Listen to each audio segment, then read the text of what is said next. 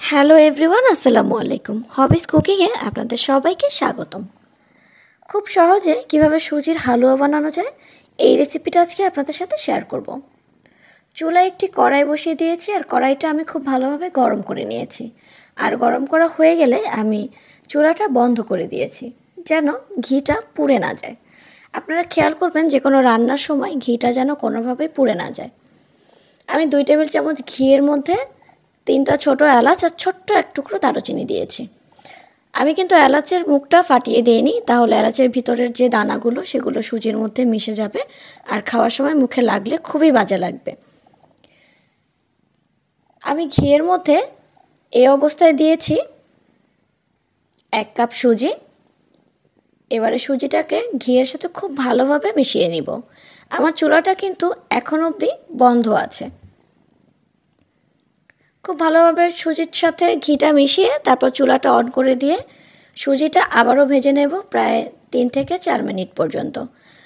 সময়টা আরেকটু বেশি বা কমও লাগতে পারে, সুজিটা কতটা চিকন বা মোটা দানার তার উপরে ডিপেন্ড করবে। দেখতে পাচ্ছেন আমি খুব ভালোভাবে সুজিটাকে ভেজে নিচ্ছি ঘিয়ের সাথে। চুলার আঁচ কিন্তু একদম মিডিয়াম লো হিটে থাকবে। সুজিটা কিন্তু পুড়ে ফেলা যাবে না কোনোভাবেই। দেখতে পাচ্ছেন একদম ঝরঝরে হয়ে গেছে। এই পর্যায়ে আমি 1 কাপ সুজির জন্য 1 কাপ কুসুম গরম দুধ ব্যবহার করব। এক্ষেত্রে আপনারা কুসুম গরম দুধের বদলে কুসুম গরম পানিটাও ব্যবহার করতে পারেন, এটা আপনাদের ইচ্ছা। তবে দুধটা ব্যবহার করলে হালুয়ার টেস্ট অনেক গুণে বেড়ে যায়। আমি নেড়ে চেড়ে পানিটাকে শুকিয়ে নেব, এতক্ষণে সুজিটা খুব ভালোভাবে সেদ্ধ হয়ে যাবে। পানিটা শুকিয়ে গিয়েছে, দেখতেই পাচ্ছেন। এখন আমি 1 কাপ সুজির জন্য আমি 1 কাপ চিনি ব্যবহার করব। হালুয়াতে এই মিষ্টিটা আমার জন্য পারফেক্ট। আপনারা যারা মিষ্টি কম বা বেশি খান তারা চিনির পরিমাণ বেশি বা কমিয়ে রান্না করতে পারেন। তার মধ্যে আমি 1 চিমটি পরিমাণ লবণ দিয়ে দিলাম, কারণ আমি আমার মাকে সবসময় দেখেছি মিষ্টি কোনো কিছু রান্না করলে সেখানে 1 চিমটি পরিমাণ লবণ যোগ করে দেয়। সেক্ষেত্রে নাকি যে কোনো মিষ্টি খাবারের স্বাদ আরও বেশি বেড়ে যায়। তো চিনিটাকে আমি ভালোভাবে নেড়েচেড়ে গলিয়ে নিয়েছি আর চিনিটা দেখতেই পাচ্ছেন একদম গলে হালুয়ার সাথে মিশে গিয়েছে।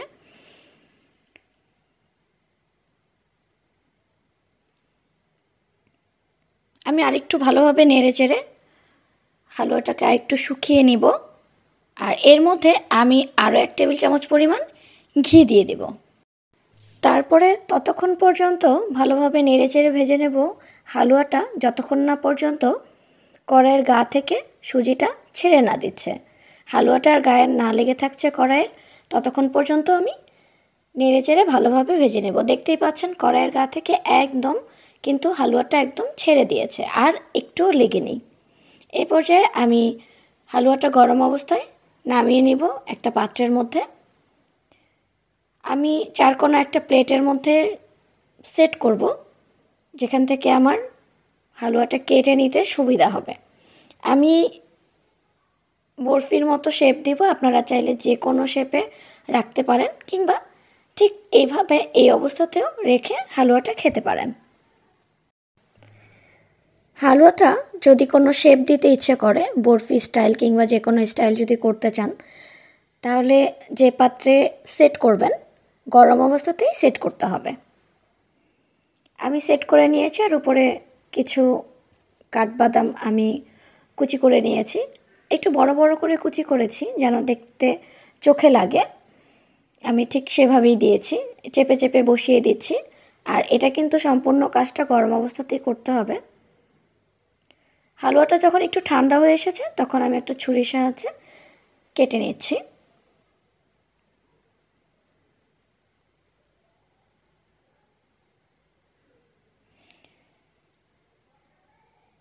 দেখতেই পাচ্ছেন আমি কেটে পিস করে নিয়েছি।